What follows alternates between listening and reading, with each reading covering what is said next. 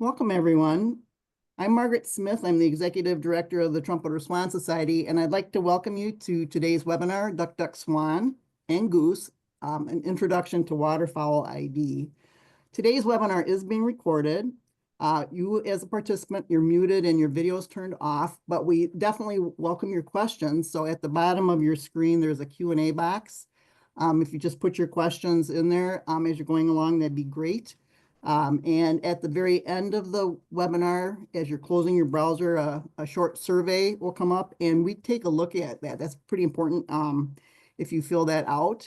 And you will receive a link to the recording in a couple days after I have a chance to upload it to YouTube. Before we get to our presenters, a couple people I want to let you know who are also on here from Trumpeter Swan Society. There's Marianne Coughlin, who will be answering or asking your questions that you put in the Q&A box. Jim Hawkins from the Yukon, Tiffany Mayo and Kelly Scouten, both from the zoos. But if you've been to our website and you've know about our swan activity books for kids, Tiffany and Kelly were the ones who worked really hard to put that together. And I'll introduce Jeff Nelson, who's our board chair, and then he'll talk a little bit about what the Trumpeter Swan Society does before Mark begins his presentation with panelists Ken Abraham, Mike Anderson, and Jeff. So Jeff, you want to let us know about Trumpeter Swan Society, please? Sure. Thank you, Margaret. And thank you to everyone for joining today. Just a little bit about the Trumpeter Swan Society. We started the organization started back in the 60s, really with a focus of restoring trumpeters to some of the areas that they used to inhabit back in the early 1900s. So we continue to focus on restoration efforts, but we do several other things as well. And we do all this with partners. Another thing we've been doing is funding some research projects that are important to sort of make sure we're basing the restoration efforts on the best science possible. And that includes citizen science, things like Trumpeter Watch.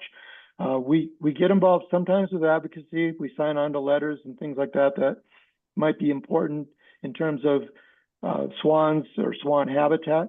We have been quite focused on some issues dealing with swan health, things like lead poisoning, power line collisions, and things like that that have been a mortality source for swans for some time now. We also work on outreach. We've recently done a film. It's been on public television. We do e-news and social media and that sort of thing.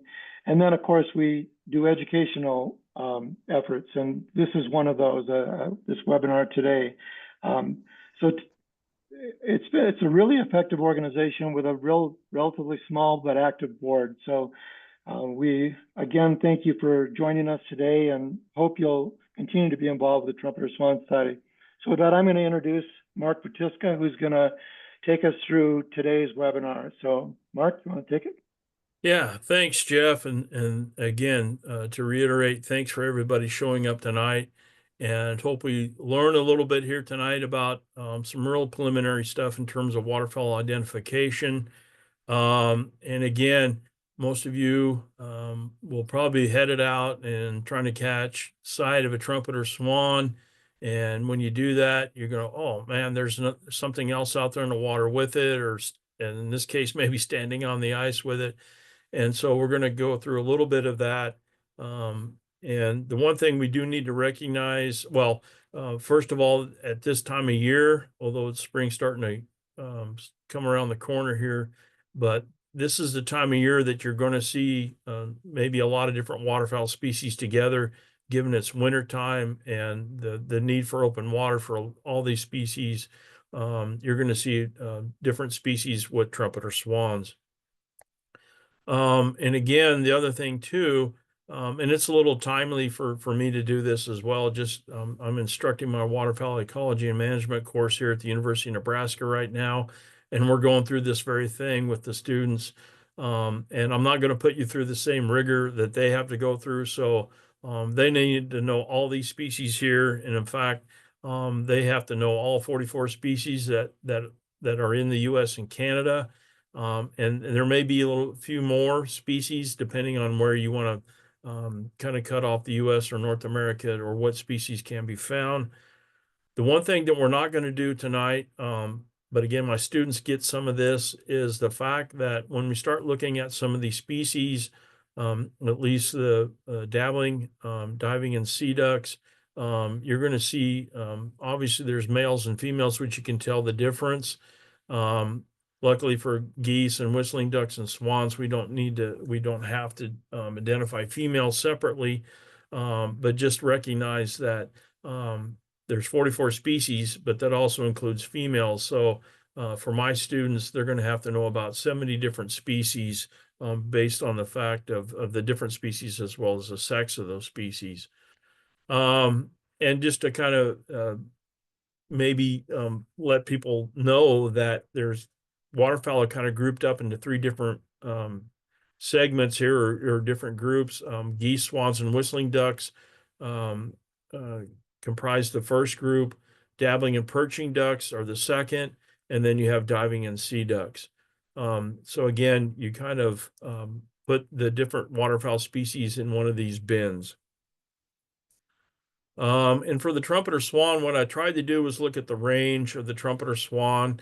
Again, it's more or less across the U.S., but it is a little bit not maybe as common in some areas, as well as when you're starting to look at this time of year, the wintering areas, may not as far south, and definitely not in the southeastern part of the U.S. at this point.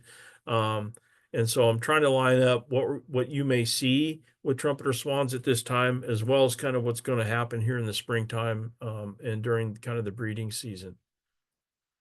With that, we can kind of really cut down a number of those species right away that we may not see or are just not going to be seen very commonly with the trumpeter swan.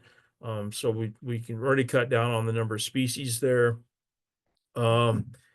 And the first thing that I want people to be aware of, and again, this happens in my waterfowl class. I ask my class as an assignment, what is your favorite waterfowl species? And invariably, I'll have somebody call out the common loon as their favorite waterfowl species, or maybe the coot. And I just wanted to make sure that everybody tonight recognizes these birds are from different orders of birds. They're different. They do use the same habitats. So it's not uncommon to see these birds with trumpeter swans or other waterfowl species, but they are not waterfowl. With that, we're going to start right away kind of with again, the logical place to start with swans for this webinar. And as I tell my class, I think swans are some of the easiest species to identify. And as we go through this webinar, what you're going to hear me say a lot is look at the head. And for a lot of these waterfowl species, and myself, when I'm looking at these, trying to identify these birds, I'm going to look at the head first off. And for the swans, for the most part, when we're looking at the three species that you can find in North America, what you're going to want to look at immediately is the head. And when you look at the head of swans, for the most part, and for the vast majority of swans you're going to look at, you've got three different characteristics on these heads for each of these species. And so for most of the tundra swans, what you're going to see is a little bit of yellow right in front of the eye and kind of the back end of the bill. And that the amount of yellow can vary to just a little bit to a lot more than what you're seeing in this photo here. But generally speaking, most tundra swans are going to have that yellow, and that as soon as you see that, that probably should tell you that you're looking at a tundra swan. Mute swans are definitely easy to spot with that big knob on the bill, as well as that color. The orange color or pinkish color shows up with that knob, and you immediately know that's a mute swan. And just to be clear, mute swans are actually introduced species from Europe. They are not native to North America. And finally, most of you obviously have seen a trumpeter swan. Again, you probably are not going to see any yellow whatsoever on the head of a trumpeter swan. And what you may see on there is a little bit of pinkish red on the bottom of the bill, on the lower mandible or lower jaw of that bird. but there's not going to be typically in the vast majority of times any yellow or anything like that. And again, no knob. So again, look at the head on swans. That's about the easiest way to tell. And this is a pretty rare shot of all three species together. And again, when you look through all these, you look at the head immediately and you're going, wow, okay, I see the mute swan with the knob and the reddish, orange, pinkish bill. I see the tundra and the yellow and the trumpeter with no yellow. And here you can kind of also tell too, just the size of the trumpeter versus the mute and tundra swan and how much larger they are. For geese, we're going to talk about two different goose species here. And one of obviously the most common is the Canada goose. And as I tell my waterfowl class, if you don't get this one on the ID quiz, just head to drop an ad because this is probably the most common species of waterfowl anybody sees. And again, when you're looking at Canada geese from across east to west, north to south, they have that black neck with that white cheek patch. Cackling geese, which are really close relatives, have that same color pattern. There's hardly any mistake in a Canada goose, and probably the vast majority of people here tonight recognize a Canada goose. The one thing I'll say, and I reprimand my students immediately, these are not Canada geese or Canadian geese. The only way you know they're from Canada is if you check their passports, if you can do that. So please don't call them Canadian geese. They're Canada geese. They're only Canadian if you know or you're in Canada. One other goose species that may cause a little confusion, again, just because of their color, is the snow goose. And the snow goose, again, in terms of species, subspecies, occurs across from east to west in North America. But again, if you go straight to the head and look at that, what the snow goose is going to have a more pointed beak or bill, and it has that nice little quote grin patch there is what it's called on the bill itself. And obviously the neck is nowhere near as long as it is on a trumpeter swan or tundra swan. But again, they're kind of an all white bird, and there can be some confusion. And definitely they're going to be half the size of any swan species. So just to clarify, again, look at the head and look at that bill, and that's going to tell you that it's a snow goose versus a swan. All right, for dabbling ducks, there's about 7, 8, maybe 10 species that we could consider. A couple of these are going to drop out just again because they're fairly rare and not very common to across North America. That's the cinnamon teal and the mottled duck. And in fact, probably the mottled duck is on the coast of Texas and Louisiana, maybe extending over to Florida. You're not going to see too many mottled ducks with swans or trumpeter swans. So we'll kind of leave those alone.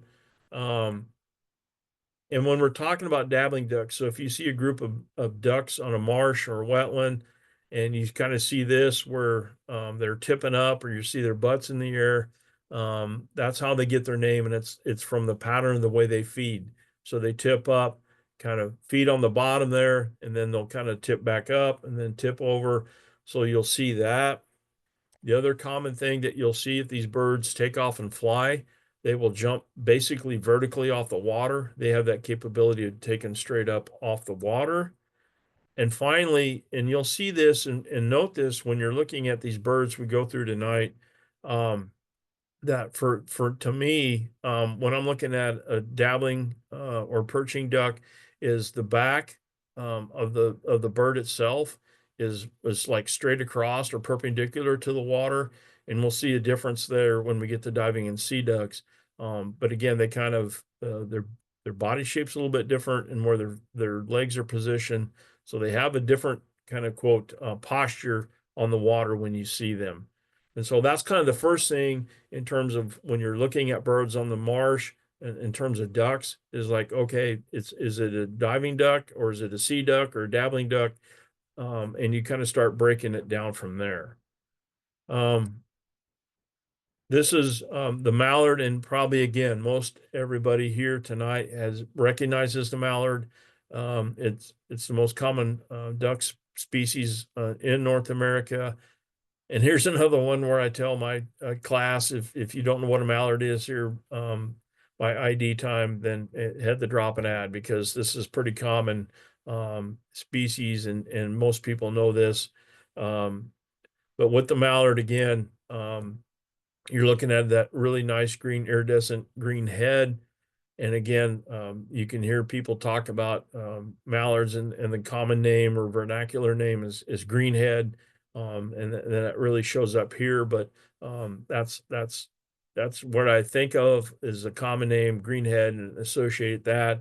They're one of I think the only duck that has this nice white ring around the neck. And again, they have this nice darkish brown breast color. And probably the other thing too is the bill color here is fairly unique, kind of this or yellowish, maybe kind of olive greenish bill that sticks out. Again, most people listening in tonight or watching tonight probably recognize the mallard pretty easily. Probably the other one that's most common to most folks and recognizable is the wood duck. And again, they're one of the more colorful ducks, if not the most colorful duck we have here in North America. And again, I direct you right to the head, and when you see this, the bill color is very unique, especially with this white right behind the bill, or excuse me, yellow right behind the bill. It's a little bit more of a pointed bill. That's pretty unique for the wood duck, along with kind of the white striping and white patches here on the head. The other thing too that's fairly unique, even though it's got kind of this darkish or dark colored breast, it's got nice speckles, like little triangles here. And the other thing about the wood duck that I always think of is these birds, or at least these feathers here on the side. It's an interesting color pattern. And these feathers, what always reminds me when I see wood ducks is thinking about people that tie flies for fishing. These feathers here on the side of the bird are the ones that they really prize from the wood duck. And so, again, pretty unique colored duck. And the one thing I'll say, if you see these birds, and they're usually in forested habitats, it is amazing how this color pattern you would think would stick out, but in flooded, forested wetlands, these birds are really, the color pattern's really adapted to make them blend in. Another duck we'll be seeing here probably about another month that'll be starting to come north from southern latitudes. Here's the blue-winged teal. And again, the most distinguishing feature about that blue-winged teal is that kind of half moon shape, white cheek patch right behind, or right in front of the eye, behind the bill. There's not another duck that has that, and that's really in contrast to that kind of grayish bluish head. The other thing that you'll see if these birds start flying, which eventually they will, is you'll see this blue wing patch on the males and females as they twist and turn over the marsh. You'll pick up on that right away, flashing as they go. Probably the final thing when you see these sitting on the water is there's this little white patch in the back near the rump that you'll pick up on too. The color of the body itself is kind of this nice tan with the black speckling. That's pretty unique to the blue-winged teal. The American green-winged teal is going to again be a fairly common duck that you'll see. Again, a very small duck, and in fact, it's going to vie for the buffalo head in terms of being the smallest duck in North America. And again, I'm going to point you right to the head to begin with. It's got this nice cinnamon colored head with this nice green stripe coming from the eye backwards. And again, that really shows up, iridescent green. And probably the other thing too here is it's kind of got this unique white stripe here in contrast to the grayish body that you'll see. And finally, probably the one thing when you're seeing these birds on the marsh from a distance, the one thing that I always pick up on is this white rump patch. And if they're at a distance, what you won't see necessarily is the head as much, but you'll see like it's almost like this headless duck swimming around with this white rump patch. And then all of a sudden you'll see, okay, yeah, here's a whole bunch of little ducks swimming around.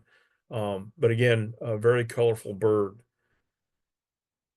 Similar to that in terms of kind of the head, just with the green stripe, is the American widgeon. And again, when you go start seeing these birds on the water, and the first thing that you want to do is look again at the head, and it's a very unique color pattern on the head with that black and white kind of salt and pepper color, if you will, with that green stripe again coming down like the green-winged teal.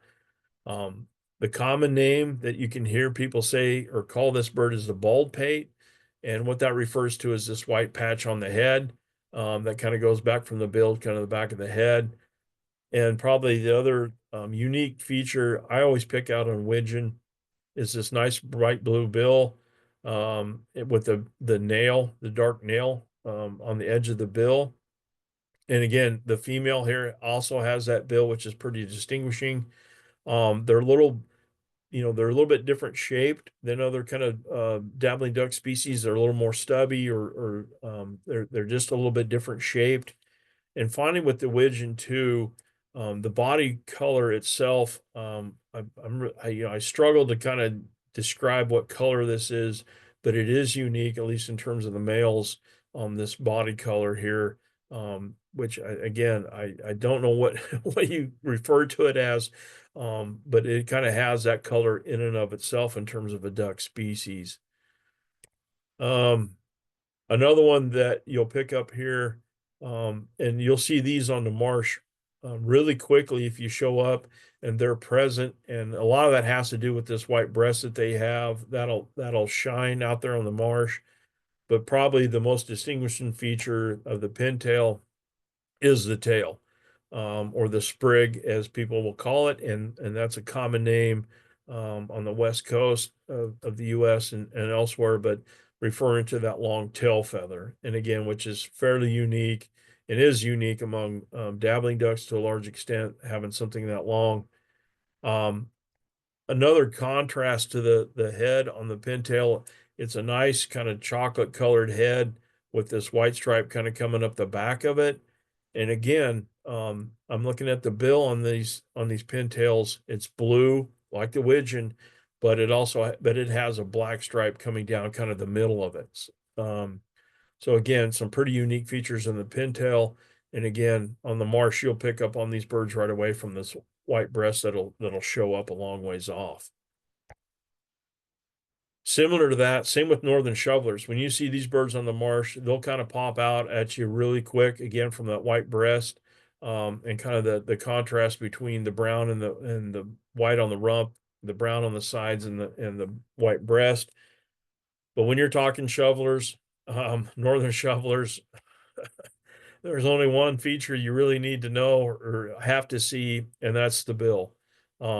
And again, the common name that you'll hear people call these are spoonbills or spoonies. And again, it's in reference to the shape that is roughly, if you will, in the shape of a spoon, but it's very unique among any duck species. And even the females, if you see a duck with this kind of bill shape, it's a spoonbill or northern shoveler. You don't need to look at it hardly anything else. But again, when you pick these out, again, they may have an iridescent green head as well. But again, this white breast, you'll pick up on that pretty easily. Again, here in the springtime, these are very colorful and beautiful birds. One that's a little bit difficult to describe to folks and is the gadwall. And you'll see these birds on the marsh or lake or whatever, and you kind of go, man, that's just a real kind of drab duck. And what I always think of gadwall is, I think a lot of times of the common or vernacular name that you can hear people use, and that's called a gray duck.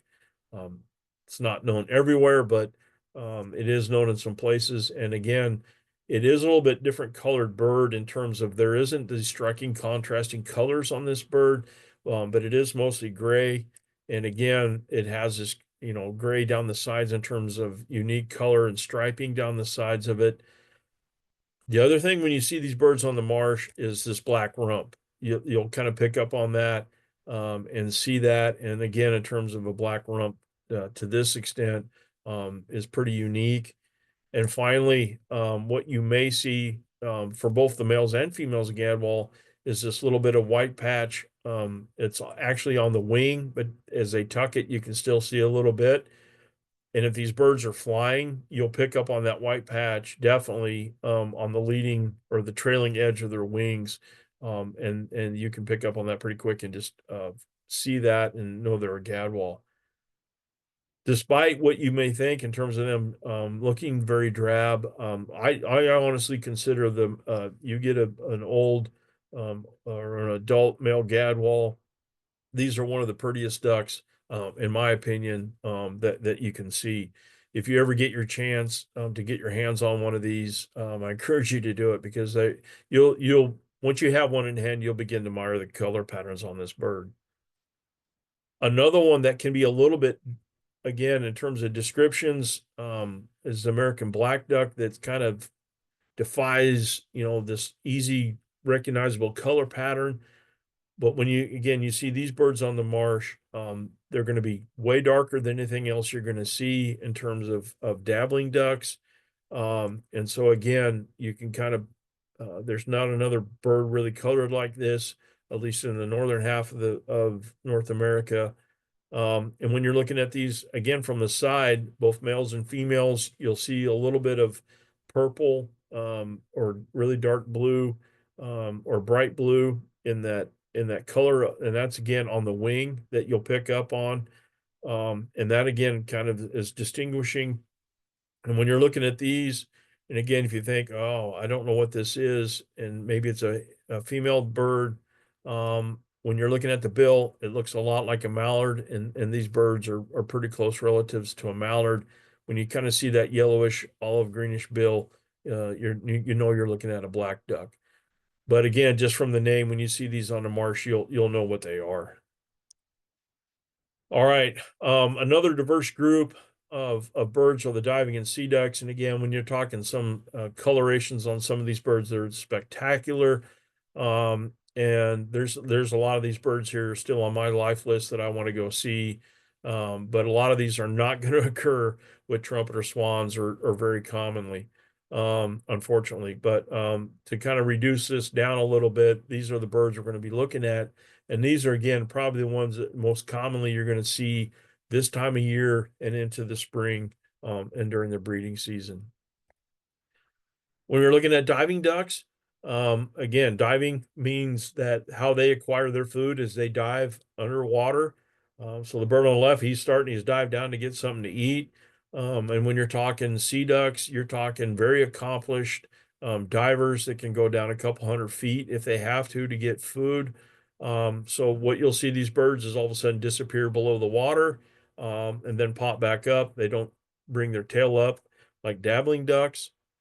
The other distinguishing feature of these birds is that when they take off, they'll run across the water for a short distance and then take flight. They won't just jump straight vertically off the water. So they got to run a little bit to get airborne. And what I was mentioning too, in terms of diving and sea ducks, I think this is a good example, and we'll see this bird here next. But with diving and sea ducks, what it seems to me is that these birds kind of, the rump doesn't, it's not perpendicular, or their back is not perpendicular to water. The rump kind of slopes into the water itself.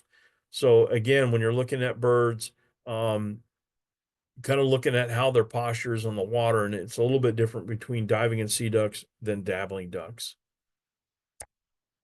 And again, just as I promised, here you are with two very common species that you'll see. And again, probably at this time of year, using some of the open water with trumpeter swans and other waterfowl, and that's the greater and lesser scaup. If you happen to see these two species together, which you might, what you're going to notice right away is the size difference between a greater and a lesser scaup. But both of these birds, the distinguishing characteristic, again, if we go right to the head and start taking a look, is this bright blue bill. And again, the common name that you can hear people talk about scaup is bluebills. And that always again, is a great common name because that bill is so unique to a large extent. And notice it's got just the nail is black on this, whereas like the widgeon, it's going across the whole front tip of that bill, but it's just basically the nail for scop. The difference between these two species is if you look at the head and watch these species enough, you'll see a lot more greenish iridescence in the head on a greater than you will on the lesser.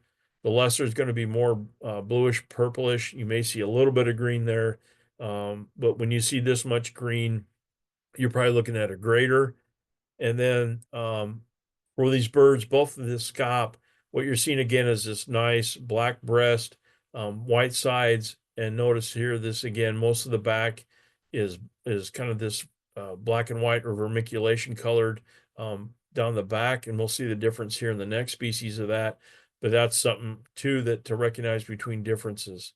Again, pretty common ducks. And again, one that you may see with them as well is the ringneck duck, which to me is the most inappropriately named duck species we have.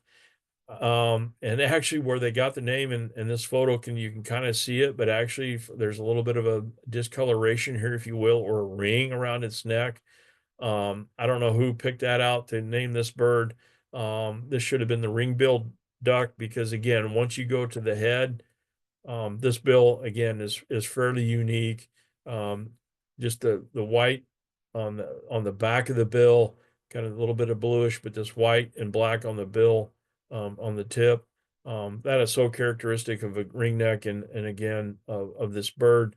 If you just gave me the front half of this bird, I could tell you it was a ringneck just from that bill.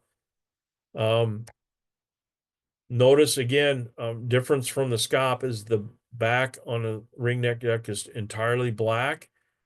The other thing, when you see these birds on the marsh, what you'll pick up on is this black and white bird, but this right triangular patch here, kind of on the shoulder, if you will really stick out on the water. So you can pick up on that. The other thing too about a ringneck is just the head shape's a little bit different than a scop. And it's going to be similar to what we're going to see here later in terms of the goldeneye, but again, small little duck, smaller than probably the lesser scop just a little bit, and definitely smaller than a greater scop. One of the panelists here tonight probably knows a lot more about canvasbacks and how to identify these birds. But again, these are, in terms of seeing canvasbacks in the water, one of the first things you'll notice, and again, when you start looking at the head of these birds, is going to be that kind of sloping forehead and bill. So it comes down like a big ski slope, if you will. But that slope is definitely a profile of this bird that is so unique to this species. And so even if you had this thing silhouetted, couldn't see any color, just the head shape alone will tell you it's a canvasback. A beautiful kind of the cinnamon color head, if you will, reddish colored head that sticks out on these birds. And again, from a distance, you'll kind of pick up on that. And just again, if there's any kind of confusion or whatever, they have this nice bright red eye. But again, kind of blackish on the front, mostly white on the sides and back. But the head shape will tell you canvasback right away. Common goldeneye, again, probably a fairly common species, no pun intended there, that you're going to see right now with trumpeter swans, potentially, given the open water that both of these species are going to be on. And again, when I'm looking at this species, or all the duck species I probably mentioned that go straight to the head, and the common goldeneye's got a pretty unique shaped head. When I'm looking at this bird too, with that little white patch right behind the bill in front of the eye, that's telling me it's a common goldeneye. For anybody that's kind of in from the western part of the U.S. and Canada, this is going to be pretty similar to the Barrel's goldeneye, but it's just that shape's going to be a little bit different.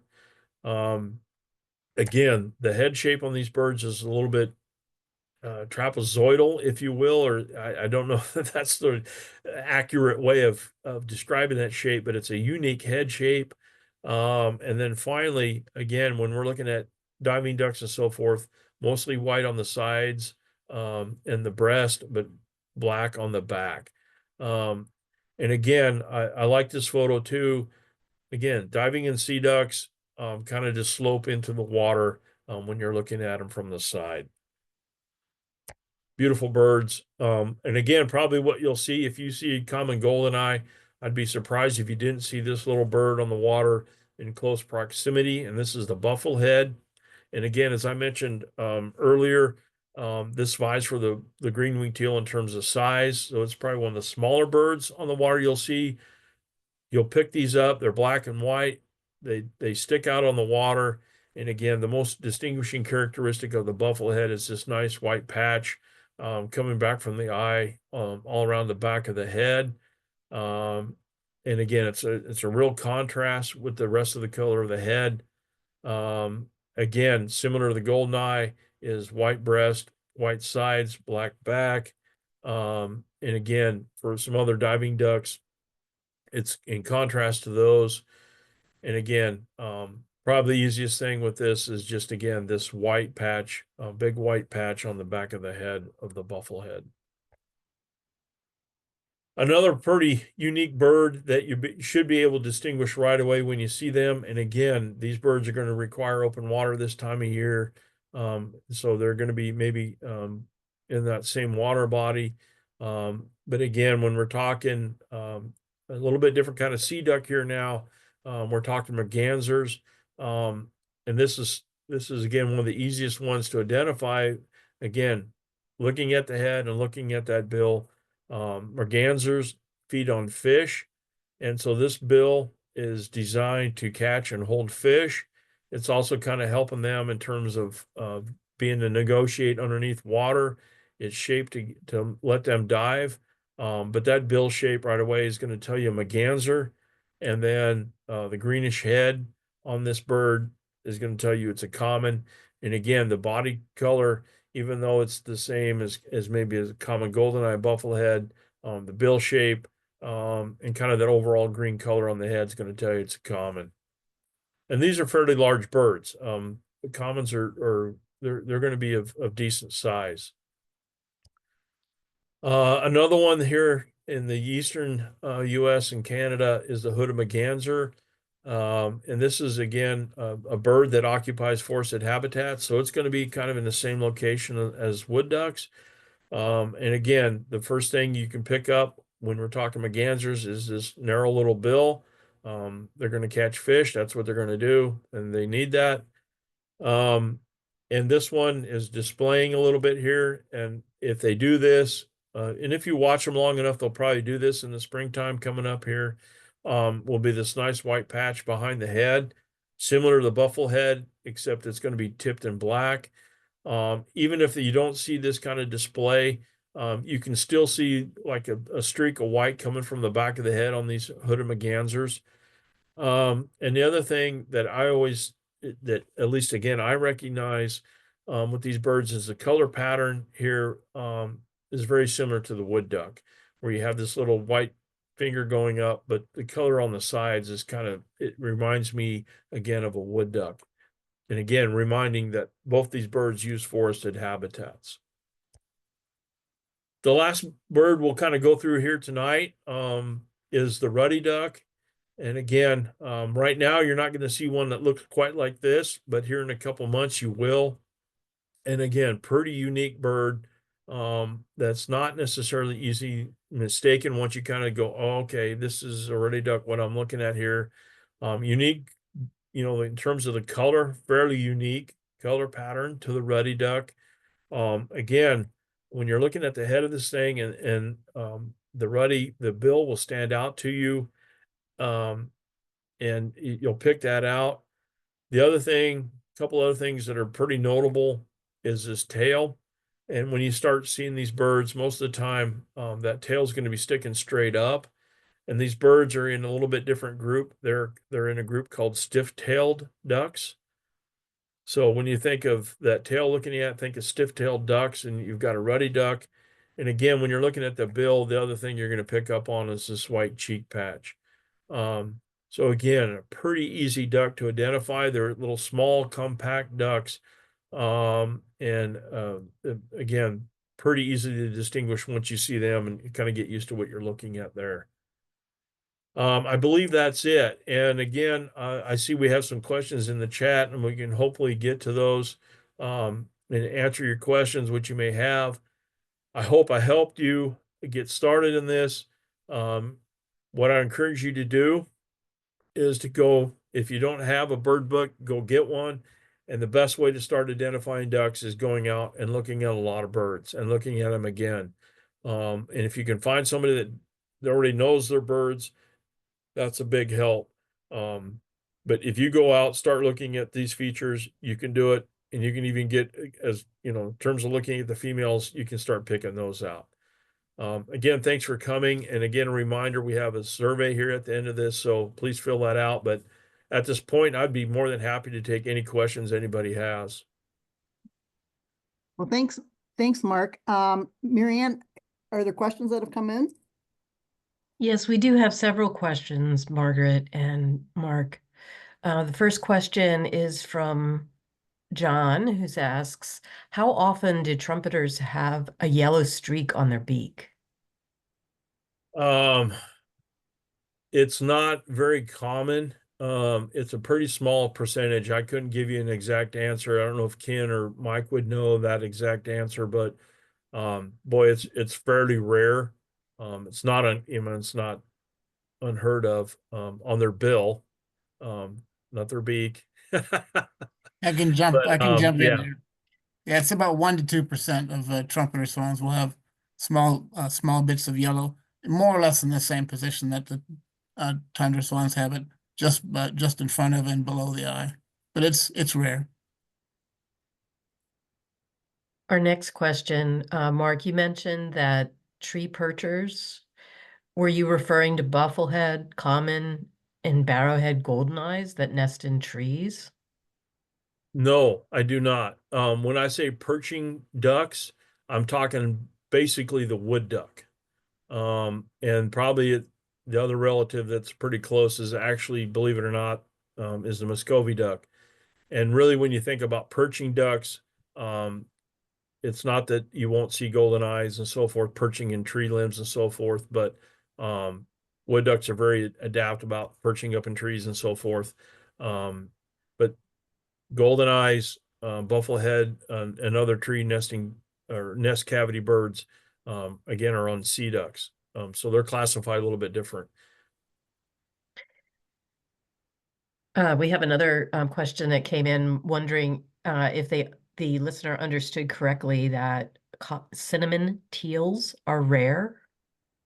They're not rare. They're rare if you get pretty much actually here in like eastern Nebraska, you won't see them very often.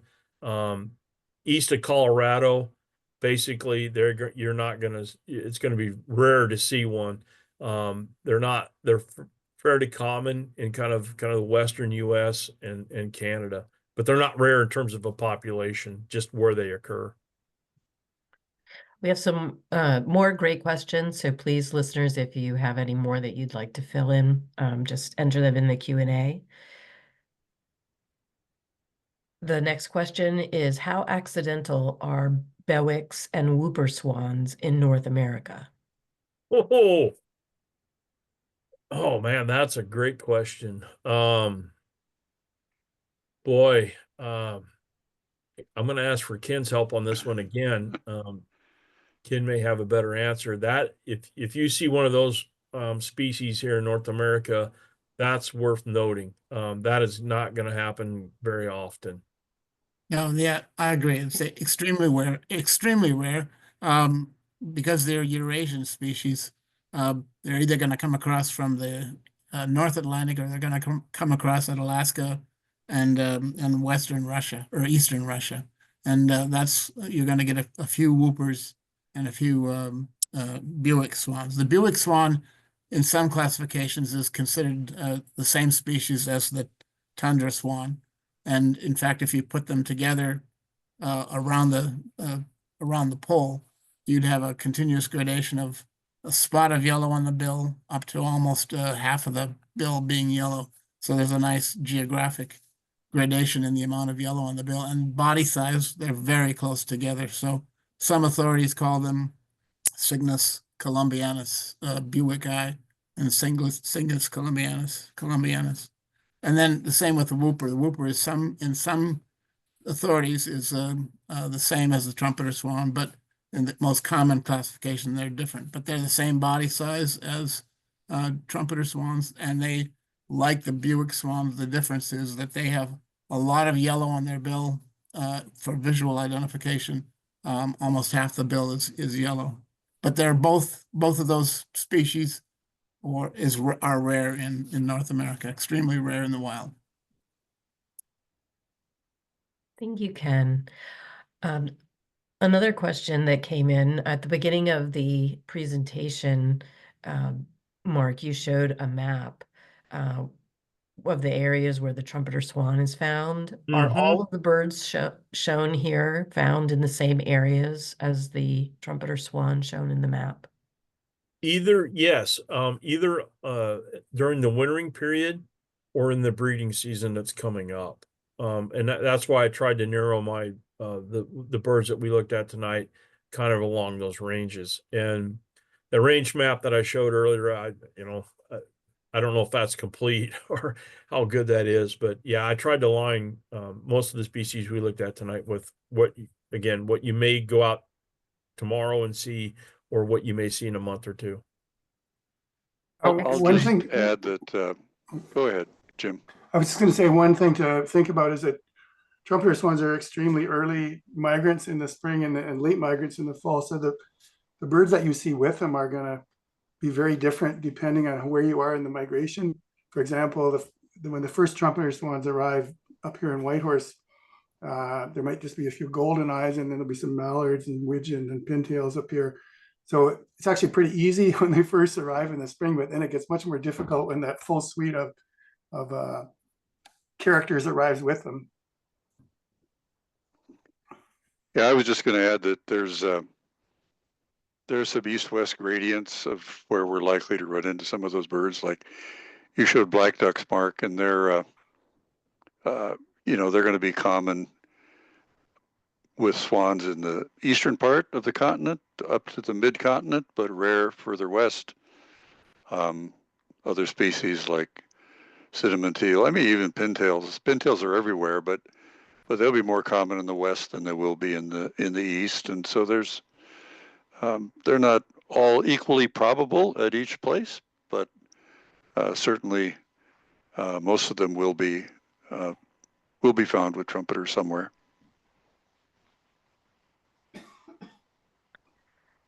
We do have a little bit of time. If there are any further questions, please go ahead and enter them into the Q&A.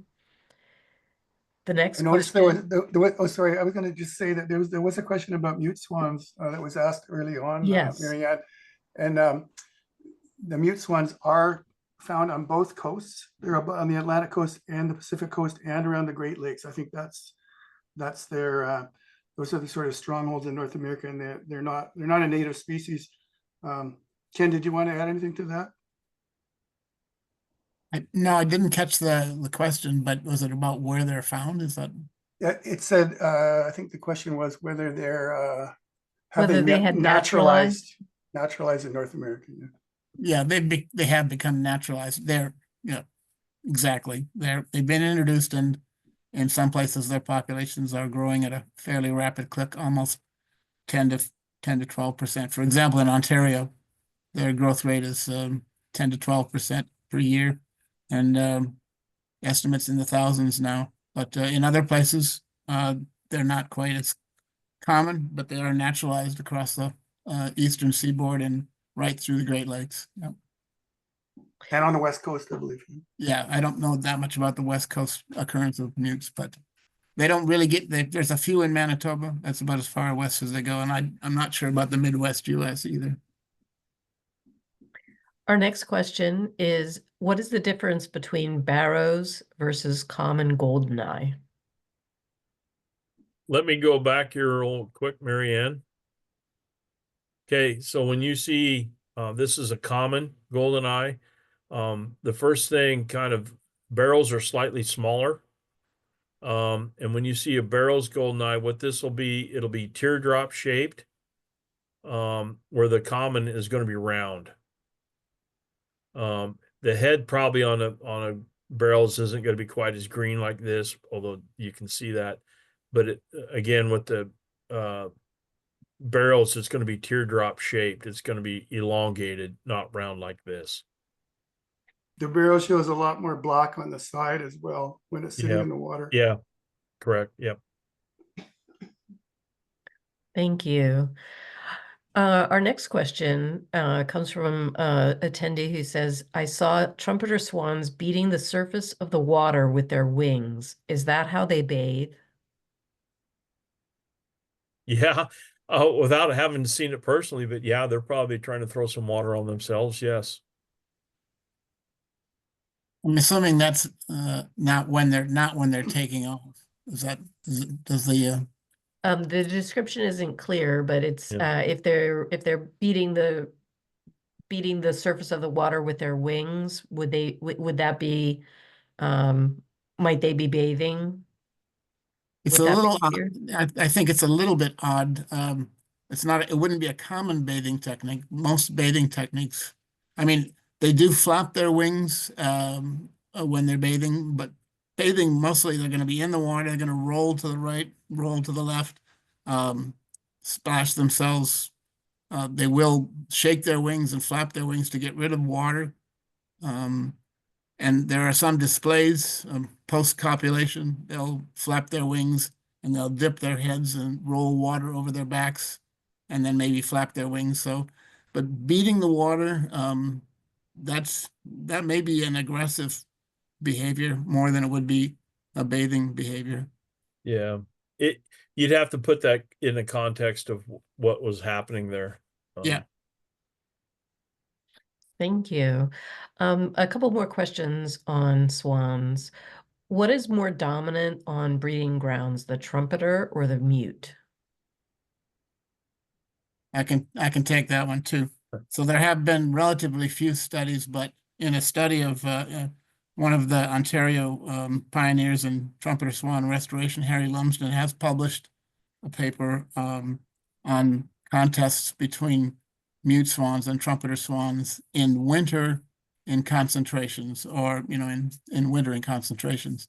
It's more difficult to get information accumulated for observations of mutes and trumpeters around nesting territories. His conclusion was that trumpeters tend to dominate mute swans in individual contests where there's families of trumpeters, families of mutes, or individual pairs. He found trumpeter swans to be more aggressive and to win more one-on-one contests. They're slightly larger and they're slightly more aggressive. He did have an accumulation of observations of nesting locations where he had evidence that trumpeter swans had taken over the territories of mute swans in some locations. There were occasions where the reverse was true, and maybe the general rule is if a species is already established and has a territory, they're likely to have more at stake and likely to be dominant in a contest for that space. But backing off, the general thought is the trumpeters will dominate mutes in most situations. A couple more questions on swan behavior. The next one is this listener saw both trumpeters and mutes chasing away geese and ducks, and why would they do that?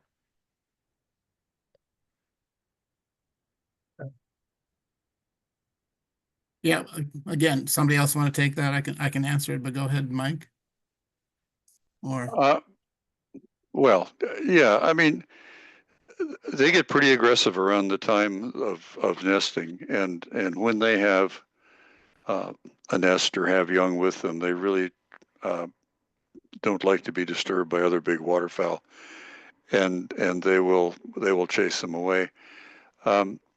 They're generally more aggressive toward their own kind in that situation, but chasing other species is not that unusual.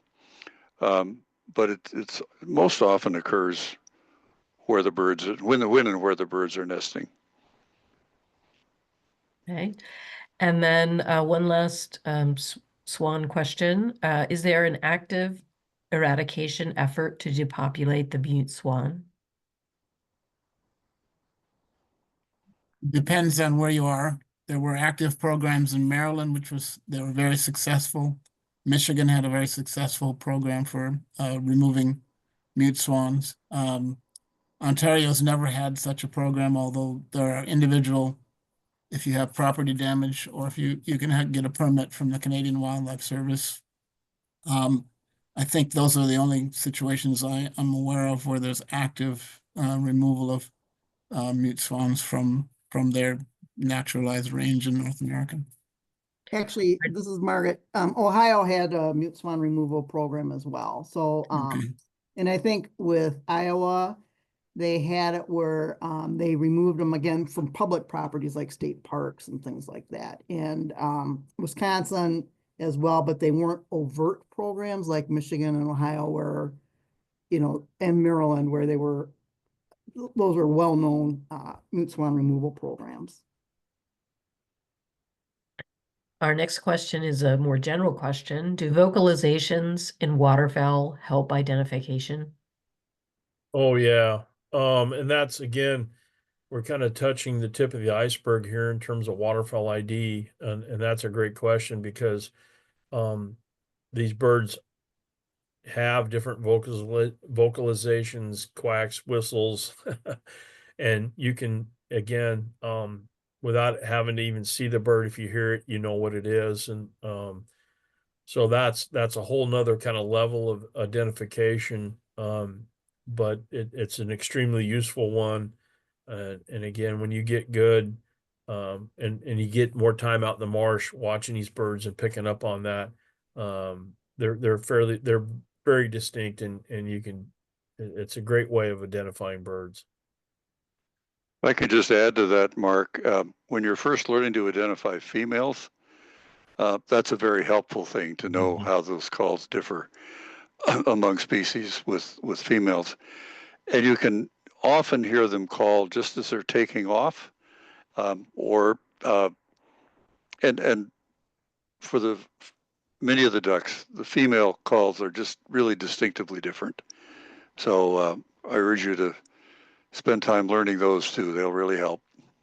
This is a case where I think you can pull out your Merlin bird app and get some vocalizations, either hear them or record them, and the app will likely be able to identify them. It's pretty handy.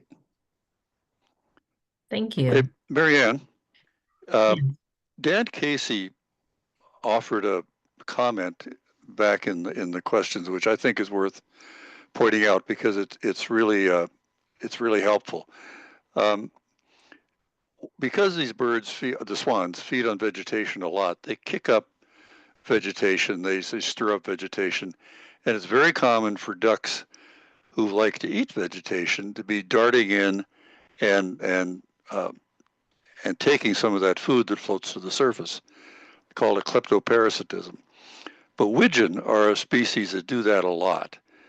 So are coots, so are canvasbacks, but they're ones that you're really quite likely to see if you're with swans actively feeding on natural vegetation. You don't see it so much in the wintertime if they're eating grain that somebody's put out for them or something like that. But on natural plant foods, that's a very common thing to see and quite fun to watch, actually. Thank you. And we are trying to actually, we have two more questions, and then that will be our last questions. The second to last question is, what does it mean when swans bob their heads up and down? Does it mean that they're going to take off? It It- it can, but it also may be, again, without actually seeing it, it also may be some sort of behavior display or something like that. So it doesn't mean exactly that they're going to take off, but it seems like they do move their head, and even ducks themselves, if they'll start moving their head before they take off. So it may be that, but it may be something else. If you see two swans that are facing each other Yeah. and bobbing their heads up and down synchronously, or it becomes synchronous, that's a display between mates, and usually is sort of reinforcing their pair bond, and often comes after an aggressive interaction with some other birds. But if it's a group of birds or a single bird and they start doing that, and it's less synchronous and less clearly kind of nose to nose with another swan, that's the more likely situation that'll turn into birds flying, where they synchronize their takeoff. And yes, Mark's right, all kinds of waterfowl species do some variation of that before they take flight. Thank you, Mike. Thank you, all of our panelists and all of our listeners and those who submitted questions. Our final question, I'm going to turn over to Margaret. And this listener says that they joined partway through and are wondering if this will be available for later review. Well, thanks, Marianne. And yes, just for everyone to know, this is being recorded, and it is going to be uploaded to YouTube. And in a couple days, you'll get an email from Zoom, and it'll have the link to the recording for you to watch or to share.